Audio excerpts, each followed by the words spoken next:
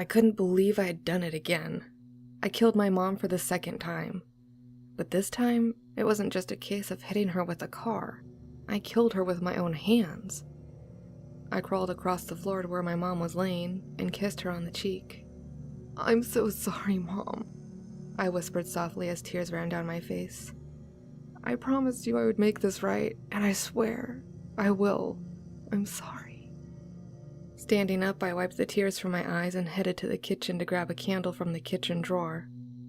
Rummaging around, I found an old tea light. This should work. I headed upstairs to the bathroom and hung a couple of towels up over the window to block out all the light from the lamppost. I turned the bathroom light off, closed the door, and sat in front of the mirror.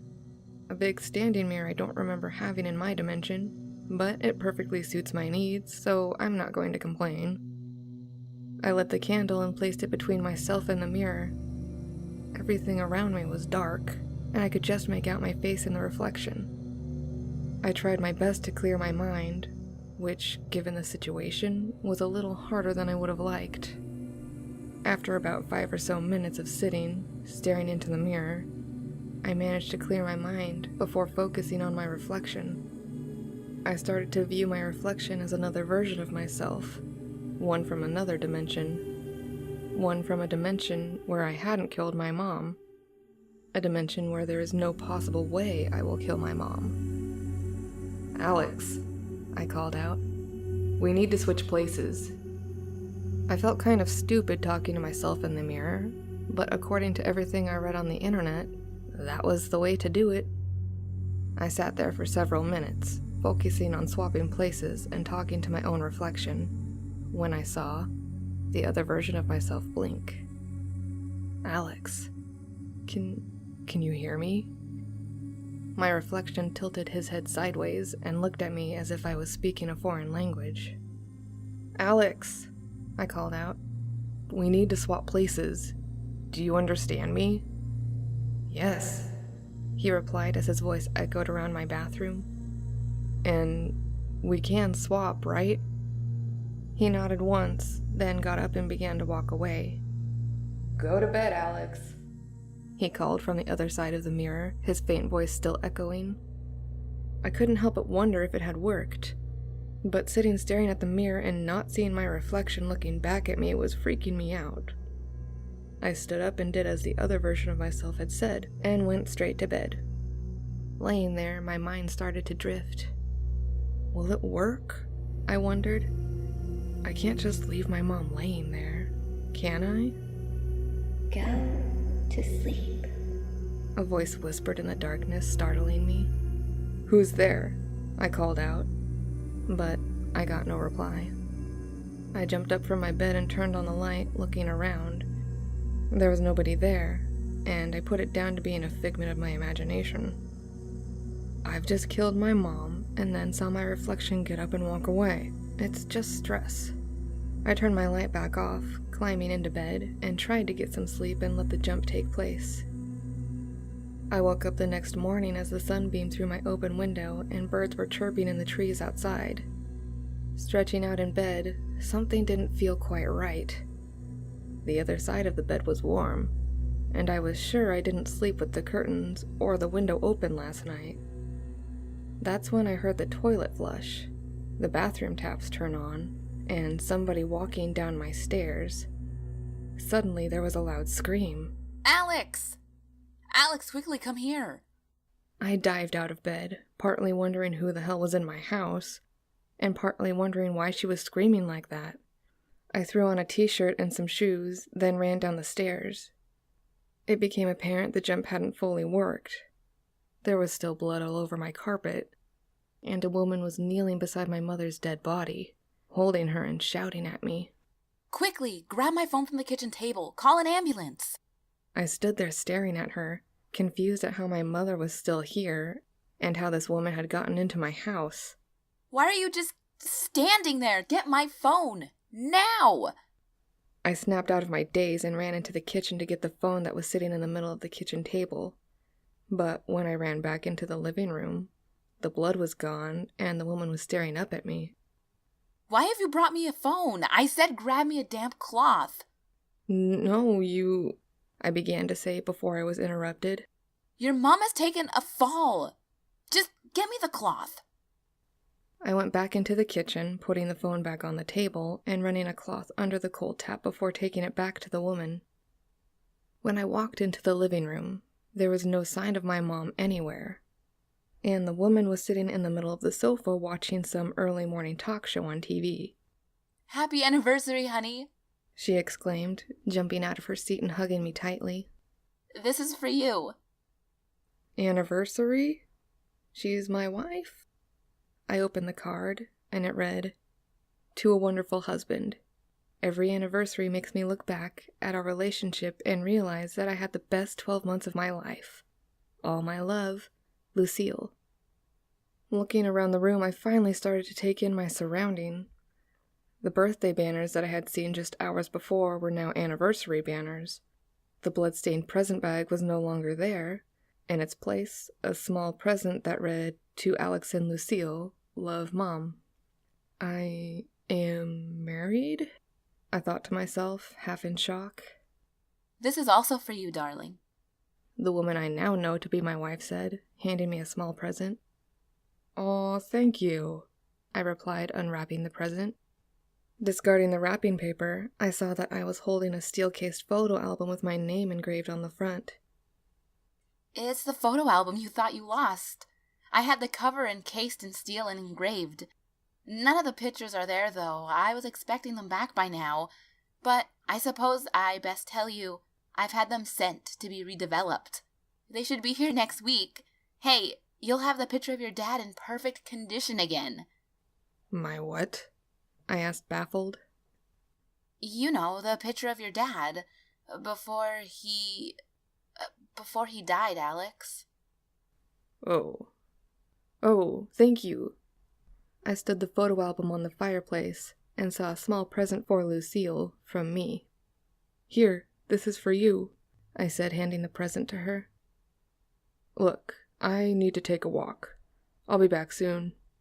But where are you going? I just said, I'm going for a walk. What does it matter to you where I'm going? But Alex... But nothing. Don't question me. I'm going out. I grabbed my coat on my way to the front door and stepped outside into the harsh winter air as the icy chill gripped my exposed arms and face. Quickly putting on my coat, I took in a deep breath and began to walk. I didn't know where I was going. I didn't have a plan or any idea of what I was hoping to achieve. But waking up one morning and being married to someone I've never met in my life, and then having her tell me I've got pictures of my dad, and that he's dead, came as quite a shock to me. I couldn't be in that house any longer.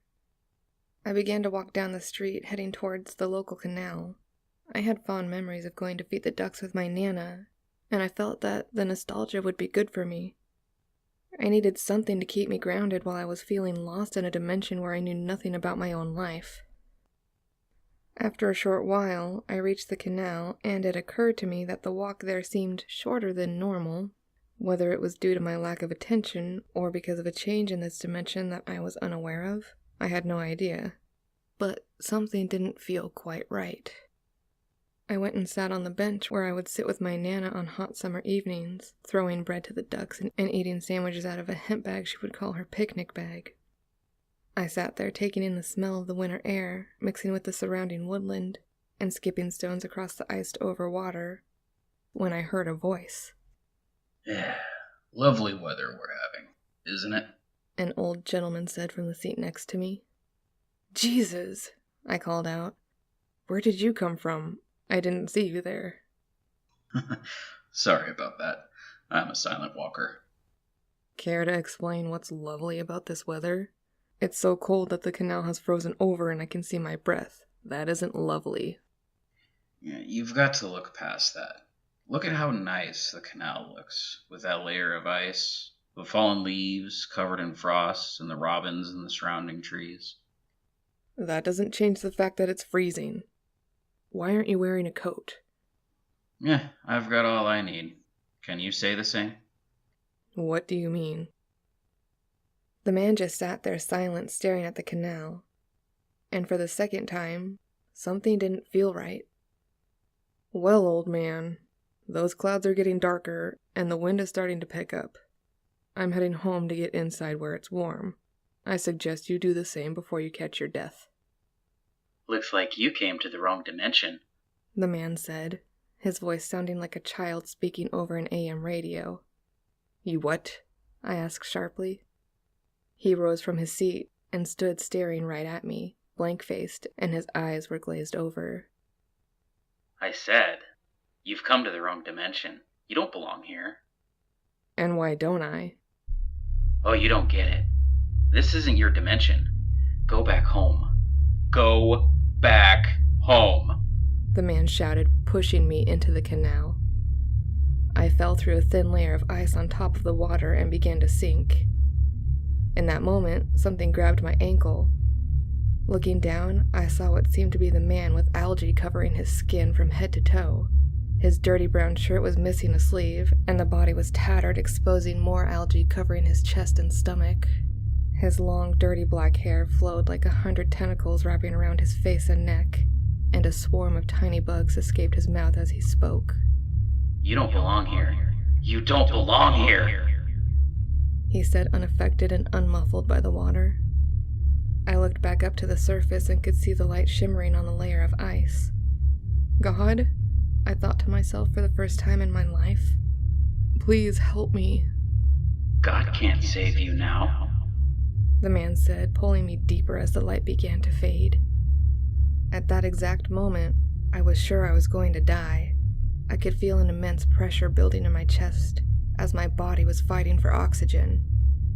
I just sank deeper into the ice-cold water until everything was completely dark and I could no longer see the surface. And then a thought crossed my mind. Surely I'm not in the canal anymore. Canals aren't this deep. I couldn't fight my body's natural responses any longer. Giving in, I took in a deep breath of air. I was blinded by a sudden rush of light. Throwing my hands up to my face, I began to rub my eyes as they adjusted to the light. I was back on the bench. Looking around, initially I seemed to be alone, but then I noticed something just in the distance by the entrance to the canal. The old man. Hey, I shouted, rising from my seat. Hey, stop!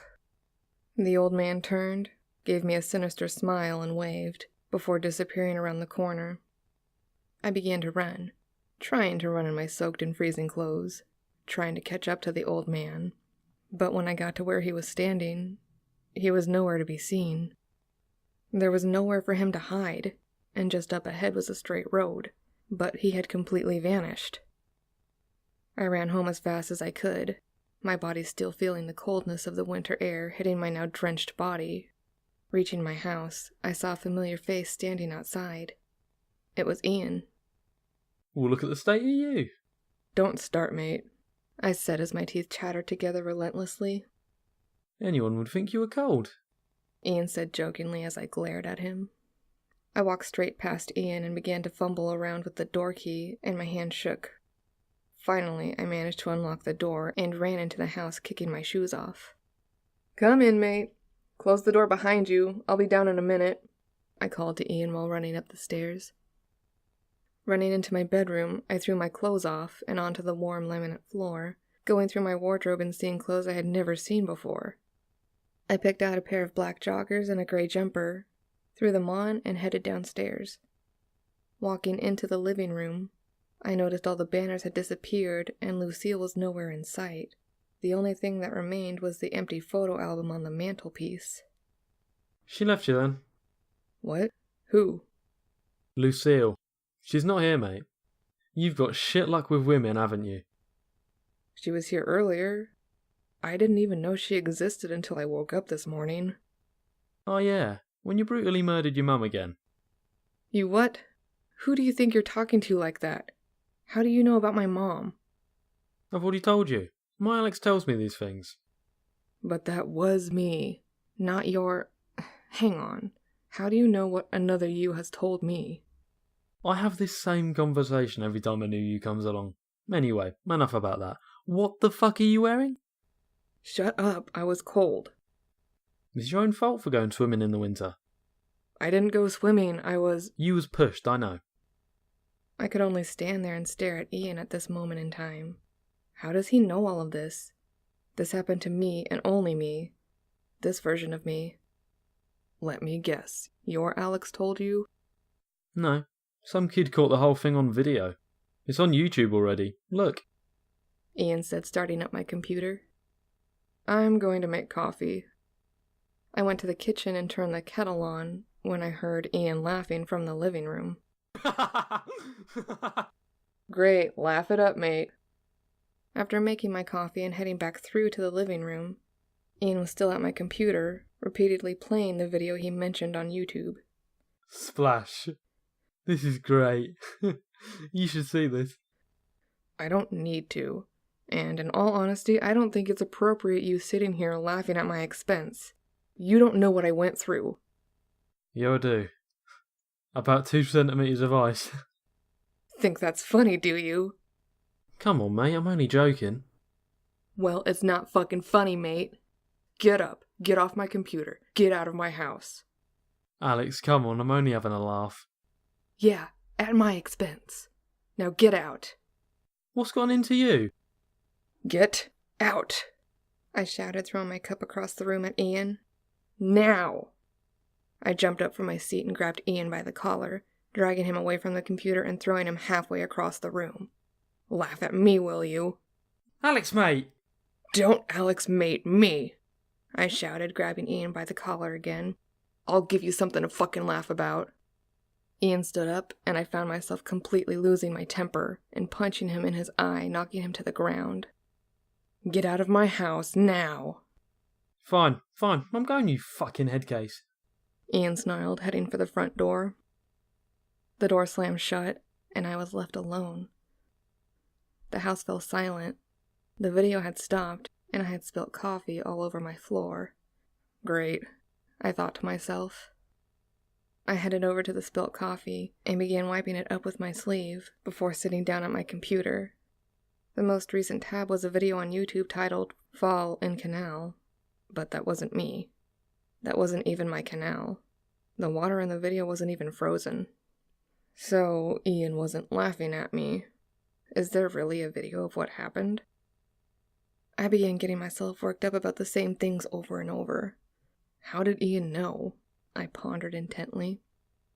I closed the tab with the video and went straight over to Reddit to ask everyone on dimensional jumping what might be going on, and if there was any possible way for one person to know the details of another person's jump across dimensions.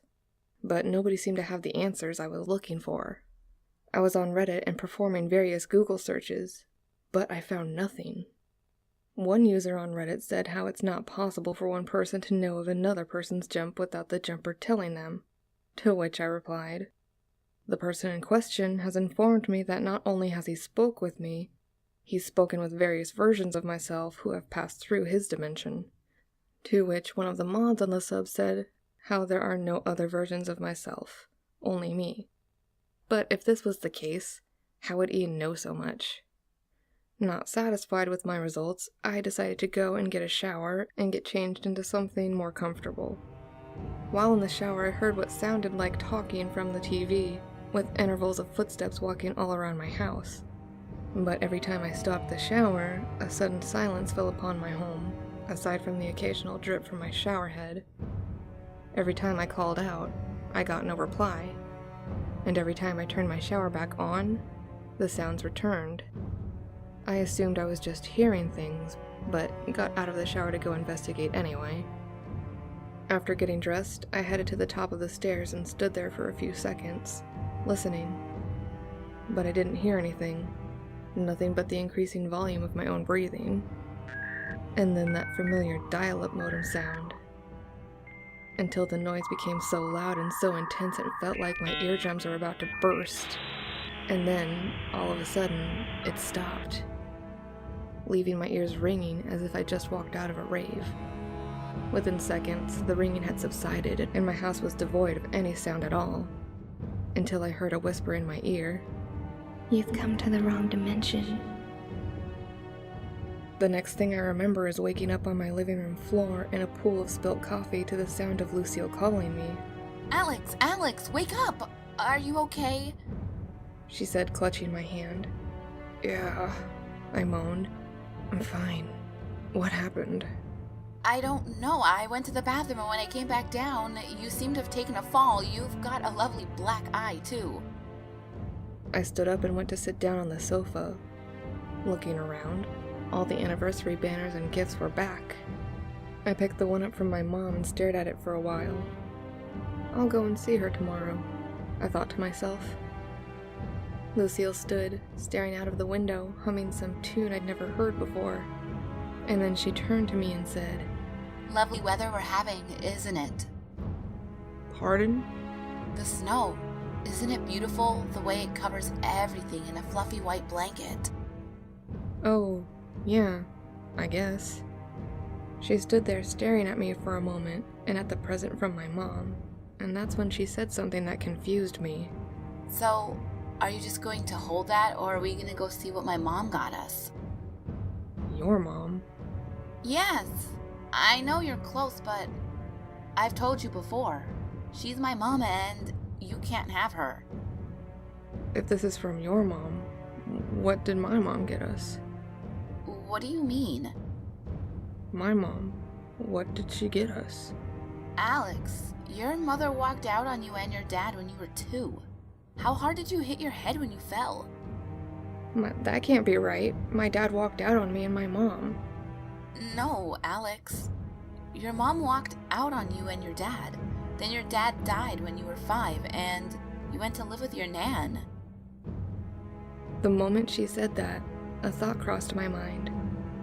A single string of words I had heard a few times today, and now they finally made sense. You've come to the wrong dimension.